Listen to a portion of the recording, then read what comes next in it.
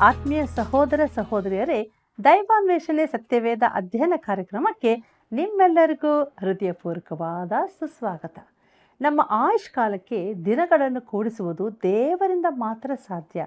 ಹಿಜ್ಕೀಯನು ಈ ಆಶೀರ್ವಾದಕ್ಕೆ ಪಾತ್ರನಾದರೂ ಅವನು ಮರಣಕ್ಕೆ ಒಳಗಾದನು. ಮನಸ್ಸೆಯ ಪಾಪಗಳು, ಆಮೋನನ ಸ್ವಲ್ಪ ಕಾಲದ ಆಳಿಕೆ ಎಂಬ ವಿಷಯಗಳನ್ನು ಇಂದಿನ ಅಧ್ಯಯನದಲ್ಲಿ ತಿಳಿದುಕೊಂಡು ನಮ್ಮ ಆತ್ಮಿಕ ಜೀವಿತದಲ್ಲಿ ನಂಬಿಕೆಯಲ್ಲಿ ಬಲವನ್ನು ಹೊಂದೋಣ. ಕರ್ತನಲ್ಲಿ ಪ್ರೀತಿಯುಳ್ಳ ಸಹೋದರ ಸಹೋದರಿಯರೇ, ನಾನು ನಿಮ್ಮನ್ನು ಪ್ರೀತಿಸಿದ ಮೇರೆಗೆ ನೀವೂ ಸಹ ಒಬ್ಬರನ್ನೊಬ್ಬರು ಪ್ರೀತಿಸಬೇಕು ಎಂಬುದಾಗಿ ಹೇಳಿದಂಥ ನಮ್ಮ ರಕ್ಷಕನಾದ ಯೇಸು ಕ್ರಿಸ್ತನ ಅತೀ ಪರಿಶುದ್ಧವುಳ್ಳ ನಾಮದಲ್ಲಿ ನಿಮ್ಮೆಲ್ಲರಿಗೂ ನನ್ನ ಹೃದಯಪೂರ್ವಕವಾದ ಪ್ರೀತಿಯ ವಂದನೆಗಳು. ದೇವರ ಕೃಪೆಯಿಂದ 2ನೇ ಅರಸುಗಳು ಪುಸ್ತಕದ ಅಧ್ಯಯನದಲ್ಲಿ ನಾವು ಮುಂದೆ ಸಾಗುತ್ತಾ ಇದ್ದೇವೆ. ಇಂದು ನಾವು 20ನೇ ಅಧ್ಯಾಯದ ಧ್ಯಾನವನ್ನು ಮಾಡೋಣ. ಇದರ ಮುಖ್ಯ ಪ್ರಸ್ತಾಪ ಹಿಜ್ಕೀಯನು ಅಸ್ವಸ್ಥನಾದದ್ದು, ಗುಣ ಹೊಂದಿದ್ದು ಎಂಬುದಾಗಿದೆ.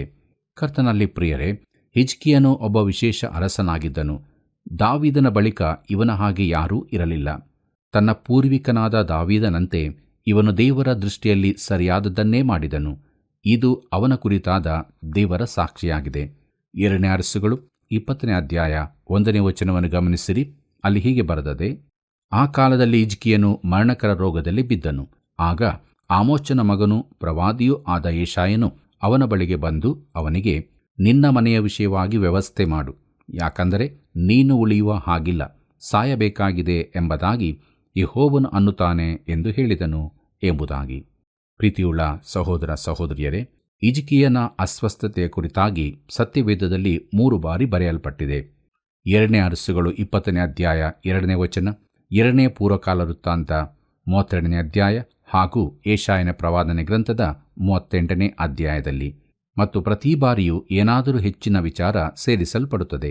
ಅರಸನಾದ ಹಿಜ್ಕೀಯನಿಗೆ ಸಾಯುವ ಕುರಿತಾಗಿ ತಿಳಿಸುವಂಥದ್ದು ಯೆಶಾಯನಿಗೆ ಕಷ್ಟದ ಸಂಗತಿಯಾಗಿತ್ತು.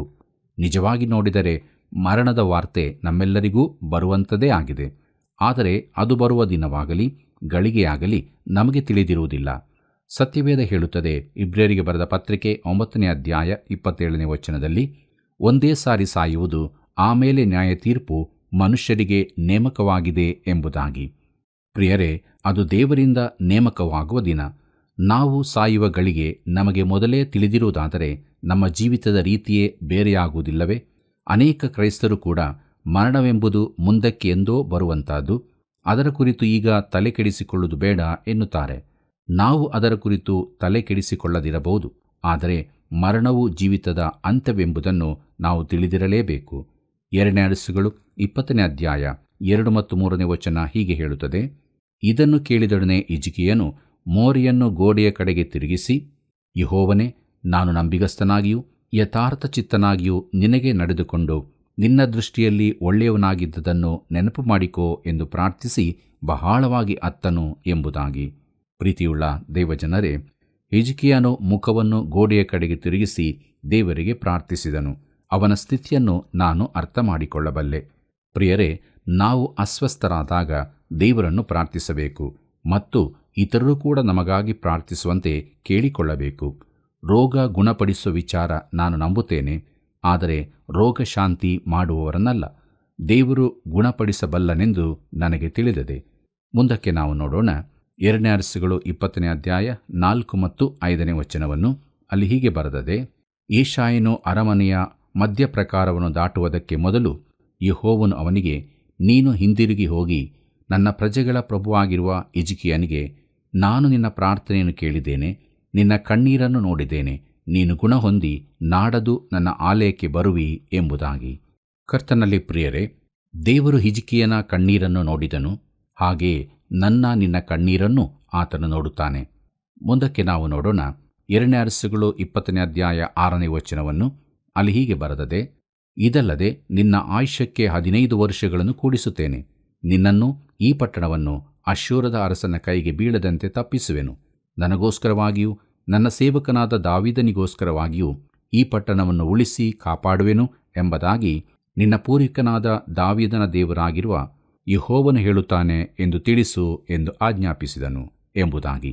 ಪ್ರೀತಿಯುಳ್ಳ ದೇವಜನರೇ, ದೇವರು ಅವನ ಪ್ರಾರ್ಥನೆಗೆ ಕಿವಿಗೊಟ್ಟು ಅವನನ್ನು ಗುಣಪಡಿಸಿ ಅವನ ಆಯುಷ್ಯಕ್ಕೆ 15 ವರ್ಷವನ್ನು ಸೇರಿಸ್ತಾನೆಂಬುದು ವಿಶೇಷ ವಾರ್ತೆಯಾಗಿತ್ತು. ಕರ್ತನಲ್ಲಿ ಪ್ರಿಯರೇ, 2 ಅರಸುಗಳು 20ನೇ ಅಧ್ಯಾಯ 7ನೇ ವಚನವನ್ನು ಗಮನಿಸಿರಿ. ಅಲ್ಲಿ ಹೀಗೆ ಬರೆದದೆ, ಯೆಶಾಯನು ಒಂದು ಅಂಜೂರ ಹಣ್ಣಿನ ಉಂಡೆಯನ್ನು ತರಿಸಿ ಅದನ್ನು ಕುರುವಿನ ಮೇಲೆ ಇಡಿಸಿದಾಗ ಹಿಜ್ಕೀಯನು ಗುಣ ಹೊಂದಿದನು ಎಂಬುದಾಗಿ. ಪ್ರಿಯರೇ, ದೇವರು ಹಿಜ್ಕೀಯನನ್ನು ಗುಣಪಡಿಸುವುದಕ್ಕೆ ಸ್ವಾಭಾವಿಕ ವಿಧಾನವನ್ನೇ ಉಪಯೋಗಿಸಿದನು. ಅನೇಕ ವೇಳೆ ಆತನು ದೈವಿಕ ಮಾರ್ಗಗಳನ್ನು ಅನುಸರಿಸುತ್ತಾನೆ. ಇದು ಅದ್ಭುತವಾದದ್ದು. ಯಾಕೋಬನು ಹೀಗೆ ಹೇಳುತ್ತಾನೆ.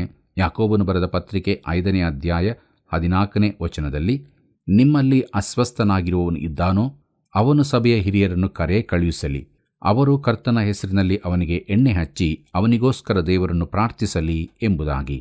ಕರ್ತನಲ್ಲಿ ಪ್ರಿಯರೇ, ಒಬ್ಬ ವ್ಯಕ್ತಿಗೆ ಎಣ್ಣೆಯ ಅಭಿಷೇಕ 2 ಕಾರಣಗಳಿಗಾಗಿ ಕೊಡಬಹುದು. ಒಂದು ಸಾಂಪ್ರದಾಯಿಕವಾದದ್ದು, ಇನ್ನೊಂದು ವೈದ್ಯಕೀಯ ಕಾರಣಕ್ಕಾಗಿ. ನಾವು ಪ್ರಾಯೋಗಿಕರಾಗಿರಬೇಕೆಂದು ದೇವರು ಯಾಕೋಬನ ಮುಖಾಂತರ ತಿಳಿಸುತ್ತಿದ್ದಾನೆ. ವೈದ್ಯರನ್ನು ಕರೆಯಬೇಕು, ಆದರೆ ಪ್ರಾರ್ಥಿಸಲಿಕ್ಕಾಗಿ ಸಭೆಯ ಹಿರಿಯರನ್ನೂ ಕರೆಯಬೇಕು ಮತ್ತು ಪ್ರಾರ್ಥನೆಯು ರೋಗಿಯನ್ನು ಎಬ್ಬಿಸುವುದು. ಮುಂದಕ್ಕೆ ನಾವು ನೋಡೋಣ 2 ಅರಸುಗಳು 20ನೇ ಅಧ್ಯಾಯ 8ನೇ ವಚನವನ್ನು. ಅಲ್ಲಿ ಹೀಗೆ ಬರೆದದೆ, ಹಿಜ್ಕೀಯನು ಯೆಶಾಯನನ್ನು, ಯೆಹೋವನು ನನ್ನನ್ನು ಗುಣಪಡಿಸುವನೆಂಬುದಕ್ಕೂ ನಾನು ನಾಡದು ಆತನ ಆಲಯಕ್ಕೆ ಹೋಗುವೆನೆಂಬುದಕ್ಕೂ ಗುರುತೇನು ಎಂದು ಕೇಳಿದಕ್ಕೆ ಎಂಬುದಾಗಿ. ಪ್ರಿಯರೇ, ತನ್ನ ಆಯುಷ್ಯ ಹೆಚ್ಚಾಗುವುದೆಂಬುದಕ್ಕೆ ಗುರುತನ್ನು ಹಿಜ್ಕೀಯನು ಕೇಳಿದನು.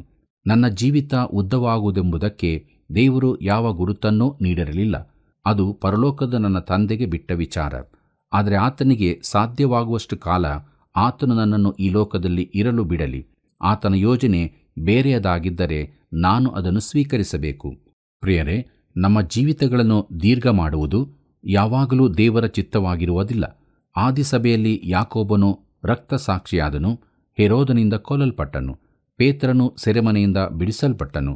ಒಬ್ಬನಿಗೆ ಬಿಡುಗಡೆ, ಒಬ್ಬನು ರಕ್ತಸಾಕ್ಷಿಯಾದದ್ದು ಯಾಕೆಂದು ನನಗೆ ತಿಳಿಯದು. ಇದೆಲ್ಲವೂ ದೇವರ ಏರ್ಪಾಡಿನಂತೆ ನಡೆಯುತ್ತದೆ.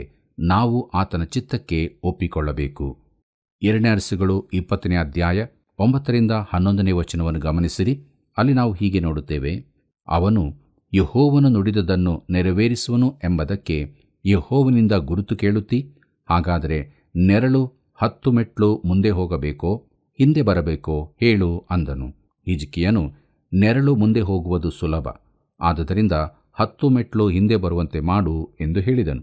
ಆಗ ಪ್ರವಾದಿಯಾದ ಯೆಶಾಯನು ಯೆಹೋವನಿಗೆ ಮೊರೆಯಿಡಲು ಆತನು ಅಹಾಜನ ಸೋಪಾನ ಪಂಕ್ತಿಯಲ್ಲಿ 10 ಮೆಟ್ಲು ಮುಂದೆ ಹೋಗಿದ್ದ ನೆರಳನ್ನು ಹಿಂದೆ ಬರಮಾಡಿದನು ಎಂಬುದಾಗಿ.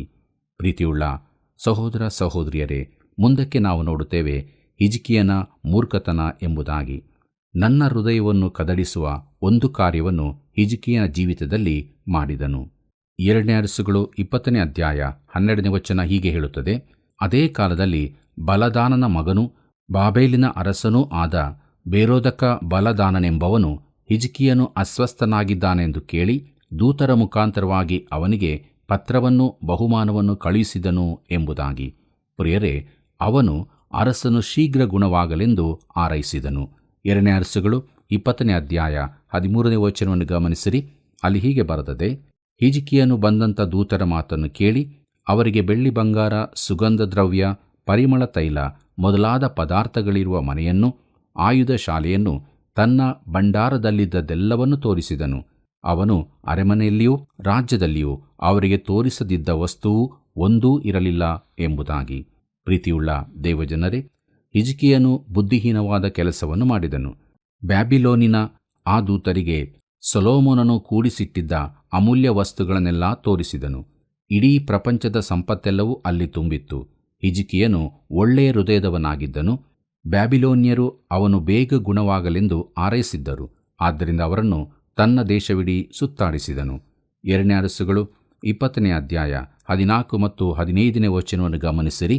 ಅಲ್ಲಿ ನಾವು ಹೀಗೆ ನೋಡುತ್ತೇವೆ, ಆಗ ಪ್ರವಾದಿಯಾದ ಯೆಶಾಯನು ಹಿಜ್ಕೀಯನ ಬಳಿಗೆ ಬಂದು ಅವನನ್ನು, ಆ ಮನುಷ್ಯರು ಎಲ್ಲಿಯವರು, ಏನು ಹೇಳಿದರು ಎಂದು ಕೇಳಲು ಅವನು, ಅವರು ಬಹುದೂರ ದೇಶವಾದ ಬಾಬೇಲಿನಿಂದ ಬಂದವರು ಎಂದು ಉತ್ತರ ಕೊಟ್ಟನು. ಯೆಶಾಯನು ತಿರುಗಿ ಅವನನ್ನು, ಅವರು ನಿನ್ನ ಅರಮನೆಯಲ್ಲಿ ಏನು ನೋಡಿದರು ಎಂದು ಕೇಳಲು ಅವನು, ಅರಮನೆಯಲ್ಲಿರುವುದೆಲ್ಲವನ್ನು ನೋಡಿದರು.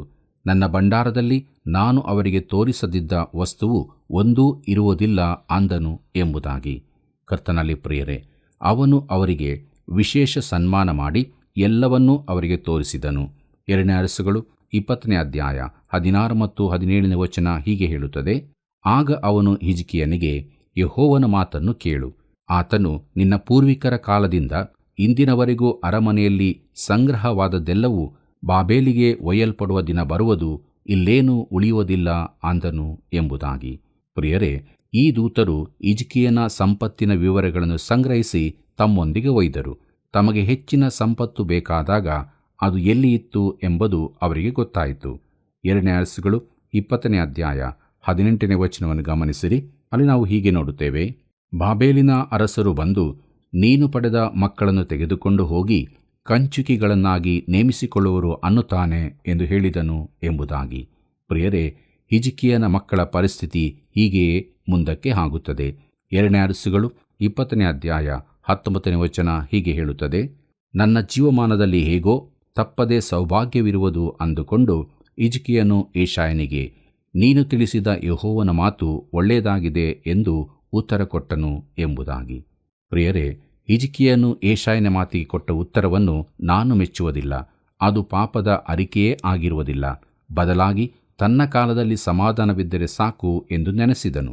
ತನ್ನ ಸಂತತಿಯವರಿಗೆ ಬರಬಹುದಾದ ಗಂಡಾಂತರದ ಕುರಿತಾಗಿ ಯಾವ ಚಿಂತೆಯನ್ನು ತೋರಿಸಲಿಲ್ಲ. ಕರ್ತನಲ್ಲಿ ಪ್ರಿಯರೇ, ಮುಂದಕ್ಕೆ ನಾವು ನೋಡುತ್ತೇವೆ ಹಿಜ್ಕೀಯನ ಮರಣ ಎಂಬುದಾಗಿ. 2 ಅರಸುಗಳು 20ನೇ ಅಧ್ಯಾಯ 20 ಮತ್ತು 21ನೇ ವಚನವನ್ನು ಗಮನಿಸಿರಿ. ಅಲ್ಲಿ ಹೀಗೆ ಬರೆದದೆ.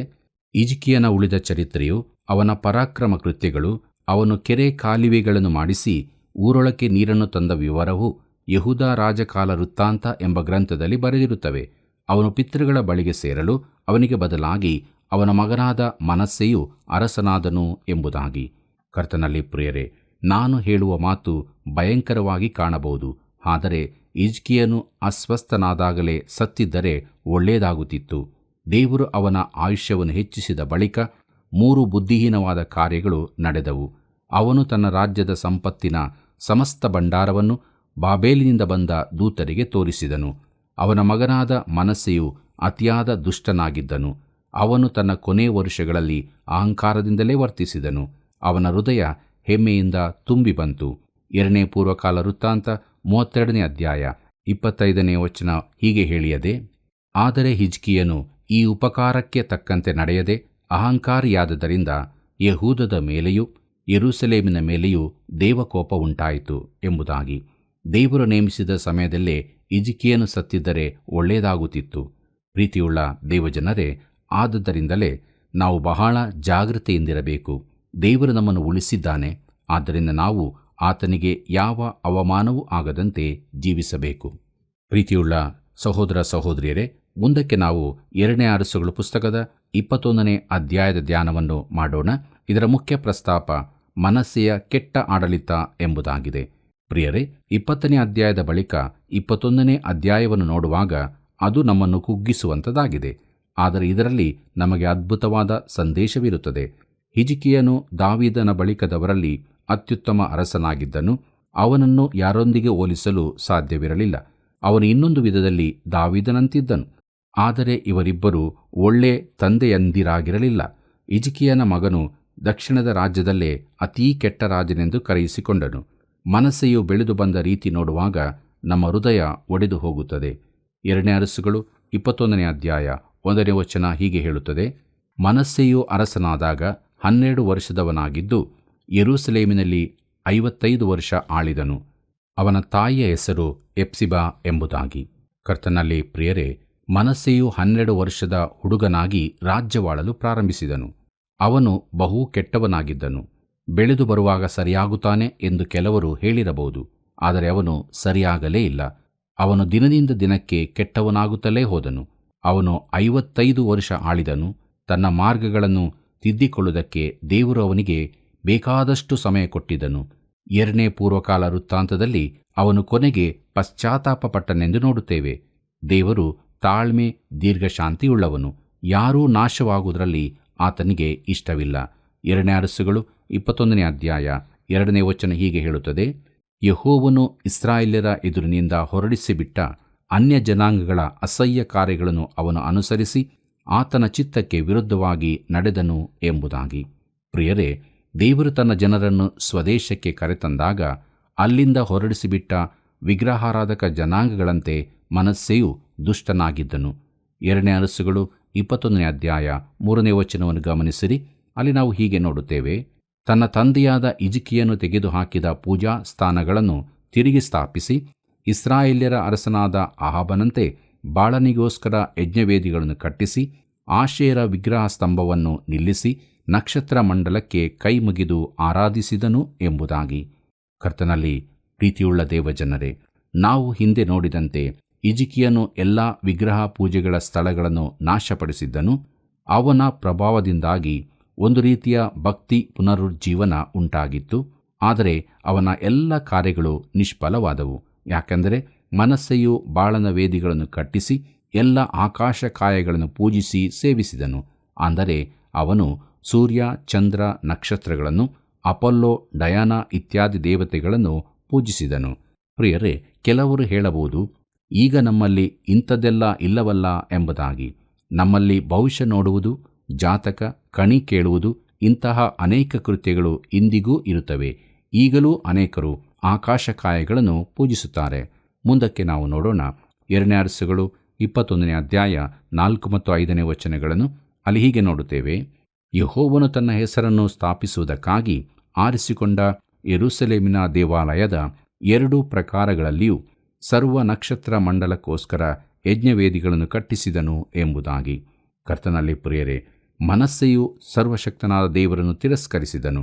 ಇಲ್ಲಿ ನನ್ನ ನಾಮವನ್ನು ಸ್ಥಾಪಿಸುವೆನು ಎಂದು ಹೇಳಿದ ದೇವಾಲಯದಲ್ಲಿಯೇ ವಿಗ್ರಹಗಳಿಗೆ ವೇದಿಗಳನ್ನು ಕಟ್ಟಿಸಿದನು. ಪ್ರೀತಿಯುಳ್ಳ ಸಹೋದರ ಸಹೋದರಿಯರೇ, 2ನೇ ಅರಸುಗಳು 21ನೇ ಅಧ್ಯಾಯ 6ನೇ ವಚನವನ್ನು ದಯವಿಟ್ಟು ನೀವು ಓದಿಕೊಳ್ಳಬೇಕಾಗಿ ಪ್ರೀತಿಯಿಂದ ಕೇಳಿಕೊಳ್ಳುತ್ತೇನೆ. ಈ ವಚನ ಭಾಗವು ನಮಗೆ ತಿಳಿಸುವುದೇನೆಂದರೆ, ಅವನು ತನ್ನ ಸ್ವಂತ ಮಗನನ್ನೇ ಬಲಿಯಾಗಿ ಅರ್ಪಿಸಿದನು. ಇದು ನರಬಲಿಯಾಗಿತ್ತು. ದೇವತೆಯ ವಿಗ್ರಹವನ್ನು ಕೆಂಪಾಗುವ ತನಕ ಉರಿಸಿ ಅದರ ಕೈಗಳಲ್ಲಿ ಒಂದು ಮಗುವನ್ನು ಬಲಿಯಾಗಿ ಇರಿಸುತ್ತಿದ್ದರು. ಇದು ಭಯಂಕರವಾದ ಸೈತಾನನ ಕ್ರಮದ ವಿಗ್ರಹ ಪೂಜೆಯಾಗಿತ್ತು. 2ನೇ ಅರಸುಗಳು 21ನೇ ಅಧ್ಯಾಯ 7 ಮತ್ತು 8ನೇ ವಚನ ಹೀಗೆ ಹೇಳುತ್ತದೆ, ತಾನು ಮಾಡಿಸಿದ ಆಶೇರ ವಿಗ್ರಹ ಸ್ತಂಭವನ್ನು ದೇವಾಲಯದಲ್ಲಿ ಇಡಿಸಿದನು. ಯೆಹೋವನು ಆ ಆಲಯದ ವಿಷಯದಲ್ಲಿ ದಾವೀದನಿಗೂ ಅವನ ಮಗನಾದ ಸೊಲೊಮೋನನಿಗೂ, ಇಸ್ರಾಯೇಲ್ಯರು ತಮಗೆ ಮೋಶೆಯ ಮುಖಾಂತರವಾಗಿ ಕೊಡಲ್ಪಟ್ಟ ನನ್ನ ಧರ್ಮಶಾಸ್ತ್ರದ ನಿಬಂಧನೆಗಳನ್ನು ಅನುಸರಿಸಿ ನಡೆಯುವುದಾದರೆ ನನ್ನ ನಾಮ ಮಹತ್ತು ಈ ದೇವಾಲಯದಲ್ಲಿಯೂ ಇಸ್ರಾಯೇಲ್ಯರ ಎಲ್ಲ ಊರುಗಳಲ್ಲಿ ನನಗೆ ಇಷ್ಟವಾಗಿರುವ ಯೆರೂಸಲೇಮಿನಲ್ಲಿಯೂ ಸದಾಕಾಲವಿರುವುದು. ಇಸ್ರಾಯೇಲ್ಯರು ಇನ್ನು ಮುಂದೆ ದೇಶಭ್ರಷ್ಟರಾಗಿ ಅಲೆದಾಡದೆ ತಮ್ಮ ಪಿತೃಗಳಿಗೆ ಕೊಡಲ್ಪಟ್ಟ ದೇಶದಲ್ಲೇ ವಾಸವಾಗಿರುವಂತೆ ಮಾಡುವೆನು ಎಂದು ಹೇಳಿದ್ದನು ಎಂಬುದಾಗಿ. ಪ್ರಿಯರೇ, ಮನಸ್ಸೆಯು ವಿಗ್ರಹಾರಾಧಕರಂತೆ ಕೆಟ್ಟವನಾಗಿದ್ದುದು ಮಾತ್ರವಲ್ಲದೆ ಅವರಿಗಿಂತಲೂ ದುಷ್ಟನಾಗಿದ್ದನು. ದೇವರು ಇಸ್ರಾಯೇಲ್ಯರ ದ್ರೋಹವನ್ನು ಸಹಿಸುವುದಿಲ್ಲ. ಅವರನ್ನು ದೇಶದಿಂದ ಹೊರಡಿಸಿಬಿಟ್ಟನು. 2ನೇ ಅರಸುಗಳು 21ನೇ ಅಧ್ಯಾಯ 10ನೇ ವಚನದಿಂದ 13ನೇ ವಚನದವರೆಗೆ ಕೂಡ ನೀವು ದಯವಿಟ್ಟು ಓದಿಕೊಳ್ಳಬೇಕಾಗಿ ಪ್ರೀತಿಯಿಂದ ಕೇಳಿಕೊಳ್ಳುತ್ತೇನೆ. ಪ್ರಿಯರೇ, ಈ ವಾಕ್ಯ ಭಾಗದಲ್ಲಿ ನಾವು ನೋಡುತ್ತೇವೆ, ದೇವರು ಸಮಾರ್ಯವನ್ನು ಎಲ್ಲ ಇಸ್ರಾಯೇಲ್ಯರನ್ನು ದಂಡಿಸಿದಂತೆ ಈಗ ಯೆರೂಸಲೇಮನ್ನು ಯೆಹೂದವನ್ನು ದಂಡಿಸಲಿದ್ದಾನೆ. ಪಾತ್ರೆಯನ್ನು ಒರೆಸಿ ಡಬ್ಬ ಹಾಕುವಂತೆ ಯೆರೂಸಲೇಮನ್ನು ಡಬ್ಬ ಹಾಕುವೆನು ಎಂದು ದೇವರು ಹೇಳುತ್ತಾನೆ. ಇಸ್ರಾಯೇಲ್ಯರು ಯೆರೂಸಲೇಮನ್ನು ಹೊಲಸು ಮಾಡಿದ್ದಾರೆ. ಆದ್ದರಿಂದ ಆತನು ಅದನ್ನು ತೆಗೆದುಹಾಕುತ್ತಾನೆ. 2ನೇ ಅರಸುಗಳು 21ನೇ ಅಧ್ಯಾಯ 14ನೇ ವಚನ ಹೀಗೆ ಹೇಳುತ್ತದೆ, ನನ್ನ ಪ್ರಜೆಗಳಲ್ಲಿ ಉಳಿದಿರುವವರನ್ನು ತಳ್ಳಿಬಿಟ್ಟು ಶತ್ರುಗಳ ಕೈಗೆ ಒಪ್ಪಿಸುವೆನು. ಅವರ ಎಲ್ಲ ಶತ್ರುಗಳು ಬಂದು ಅವರನ್ನು ಸುಲಿದು ಸೂರೆ ಮಾಡುವರು ಎಂಬುದಾಗಿ. ದೇವರು ಶತ್ರುಗಳಿಗೆ ಅವಕಾಶ ಕೊಟ್ಟಾಗ ಅವರು ನೆರೆಯಂತೆ ಯೆಹೂದ್ಯರ ಮೇಲೆ ಬೀಳುವರು. ಮುಂದಕ್ಕೆ ನಾವು ನೋಡೋಣ. 2ನೇ ಅರಸುಗಳು 21ನೇ ಅಧ್ಯಾಯ 16ನೇ ವಚನವನ್ನು. ಅಲ್ಲಿ ಹೀಗೆ ಬರೆದದೆ, ಮನಸ್ಸೆಯು ಯೆಹೂದ್ಯರನ್ನು ಯೆಹೋವನ ದೃಷ್ಟಿಯಲ್ಲಿ ಕೆಟ್ಟದಾಗಿರುವುದನ್ನು ಮಾಡ ಪ್ರೇರೇಪಿಸಿದಲ್ಲದೆ ಯೆರೂಸಲೇಮನ್ನೆಲ್ಲ ನಿರಾಪರಾಧ ರಕ್ತದಿಂದ ತುಂಬಿಸಿದನು ಎಂಬುದಾಗಿ. ಪ್ರಿಯರೇ, ಒಬ್ಬ ವ್ಯಕ್ತಿ ಅಥವಾ ಒಂದು ಜನಾಂಗ ಪಾಪ ಮಾಡುವಾಗ ಅವರು ಒಂದು ರೀತಿಯಲ್ಲಿ ಅಲ್ಲ, ಅನೇಕ ವಿಧವಾಗಿ ಪಾಪ ಮಾಡುತ್ತಾರೆ. ನಾವು ದೇವರನ್ನು ಮರೆತು ಬಿಟ್ಟದ್ದು ಮಾತ್ರವಲ್ಲದೆ ನಾವು ಅನೈತಿಕ ರಾಷ್ಟ್ರವಾಗಿದ್ದೇವೆ.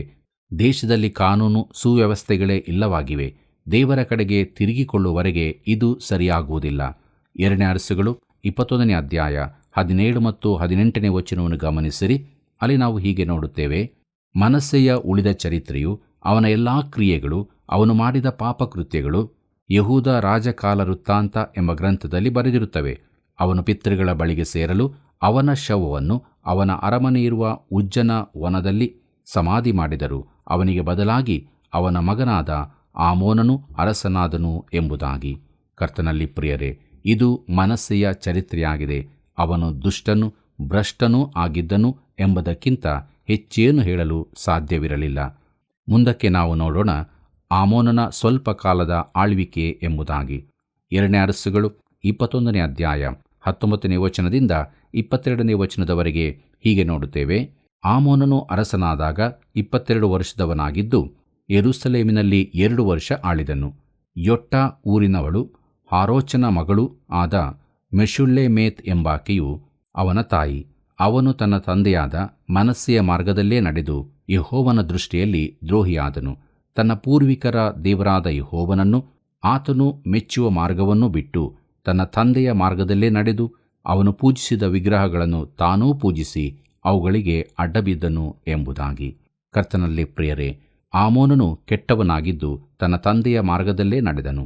ದೇವರನ್ನು ತಳ್ಳಿಬಿಟ್ಟನು, ದೇವರು ಅವನನ್ನೂ ತಳ್ಳಿಬಿಟ್ಟನು. 2 ಅರಸುಗಳು 21ನೇ ಅಧ್ಯಾಯ 23ನೇ ವಚನ ಹೀಗೆ ಹೇಳುತ್ತದೆ. ಅವನ ಸೇವಕರು ಅವನಿಗೆ ವಿರೋಧವಾಗಿ ಒಳಸಂಚು ಮಾಡಿ ಅವನನ್ನು ಅರಮನೆಯಲ್ಲೇ ಕೊಂದರು ಎಂಬುದಾಗಿ. ಪ್ರಿಯರೇ, ಆಮೋನನ ದುಷ್ಟತನವು ವಿದ್ರೋಹಕ್ಕೆ ನಡೆಸಿತು. ನಮ್ಮ ದೇಶವು ಈ ದಿನಗಳಲ್ಲಿ ಕ್ರಾಂತಿಯತ್ತ ಸಾಗುತ್ತಿದೆ. ನಮ್ಮ ನಾಯಕರು ಮತಗಳಿಕೆಯಲ್ಲೇ ತೊಡಗಿದ್ದಾರೆ. ಅದಕ್ಕಾಗಿ ನಮ್ಮ ದೇಶವನ್ನೇ ಮಾರಿ ಬಿಡಲಿಕ್ಕೂ ಸಿದ್ಧವಾಗಿದ್ದಾರೆ. ನಾವು ಅಪಾಯಕಾರಿ ಸಮಯಗಳಲ್ಲಿದ್ದೇವೆ.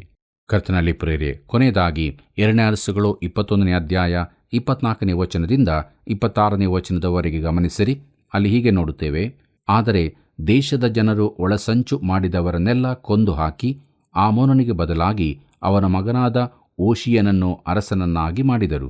ಆಮೋನನ ಉಳಿದ ಚರಿತ್ರೆಯು, ಅವನ ಕೃತ್ಯಗಳು ಯೆಹೂದ ರಾಜಕಾಲ ವೃತ್ತಾಂತ ಎಂಬ ಗ್ರಂಥದಲ್ಲಿ ಬರೆದಿರುತ್ತವೆ. ಅವನ ಶವವನ್ನು ಉಜ್ಜನ ವನದಲ್ಲಿ ಸಮಾಧಿ ಮಾಡಿದರು. ಅಲ್ಲಿ ಅವನು ಮೊದಲೇ ತನಗೋಸ್ಕರ ಒಂದು ಸಮಾಧಿಯನ್ನು ಸಿದ್ಧಪಡಿಸಿಟ್ಟಿದ್ದನು. ಅವನಿಗೆ ಬದಲಾಗಿ ಅವನ ಮಗನಾದ ಓಷಿಯನು ಅರಸನಾದನು ಎಂಬುದಾಗಿ.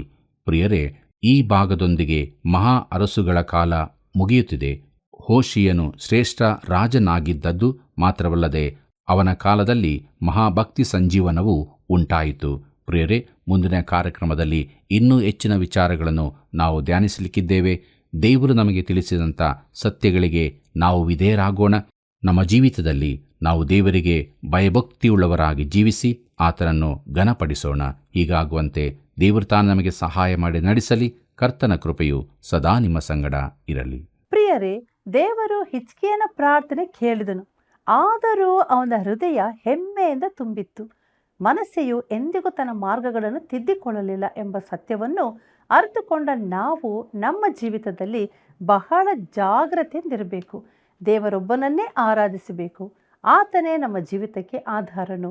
ಈ ರೀತಿಯಲ್ಲಿ ನಡೆದು ದೇವರನ್ನು ಘನಪಡಿಸೋಣವೇ? ಬಂದಿರಿ, ಪ್ರಾರ್ಥನೆಯನ್ನು ಮಾಡೋಣ. ಕೃಪೆಯಲ್ಲಿ ಐಶ್ವರ್ಯವುಳ್ಳಂಥ ನಮ್ಮ ಪರಲೋಕ ತಂದೆಯ ದೇವರೇ, ಈ ಒಂದು ಸಮಯಕ್ಕಾಗಿ ನಾವು ನಿನಗೆ ಸ್ತೋತ್ರ ಮಾಡ್ತೇವೆ. ಪ್ರಿಯ ಕರ್ತನೆ, ಆತ್ಮಿಕ ವಿಚಾರಗಳನ್ನು, ಆತ್ಮಿಕ ಜೀವಿತಕ್ಕೆ ಬೇಕಾದಂಥ ಪರಲೋಕದ ಮನ್ನವನ್ನು ನಮ್ಮೆಲ್ಲರಿಗೂ ನಿತ್ಯವೂ ಅನುಗ್ರಹಿಸಿಕೊಡ್ತಾ ಇದ್ದೀವಿ. ಅದಕ್ಕಾಗಿ ಸ್ತೋತ್ರ. ದೈವಾನ್ವೇಷಣೆ ಕಾರ್ಯಕ್ರಮವನ್ನು ನೀನು ಆಶೀರ್ವದಿಸಿ ಈ ವೀಕ್ಷಕ ಬಾಂಧವರನ್ನು ಹೆಸರಾಗಿ ಬಲಪಡಿಸು. ಆತ್ಮಿಕವಾಗಿಯೂ ಪ್ರತಿ ಕ್ಷೇತ್ರಗಳಲ್ಲಿಯೂ ಅವರು ನಿನಗೆ ವಿಧೇಯರಾಗಿ ಜೀವಿಸುವಂತೆ ಕೃಪೆ ಮಾಡು. ಜಯದ ಜೀವಿತವನ್ನು ಅನುಗ್ರಹಿಸಬೇಕೆಂದು, ಪ್ರತಿಯೊಬ್ಬೊಬ್ಬರ ಅಗತ್ಯತೆಗಳನ್ನು ಪೂರೈಸಬೇಕೆಂದು ಯೇಸು ಕ್ರಿಸ್ತನ ಮಹಿಮೆಯ ನಾಮದಲ್ಲಿ ಬೇಡಿ ಹೊಂದಿದ್ದೇವೆ ತಂದೆಯೇ, ಆಮೇನ್.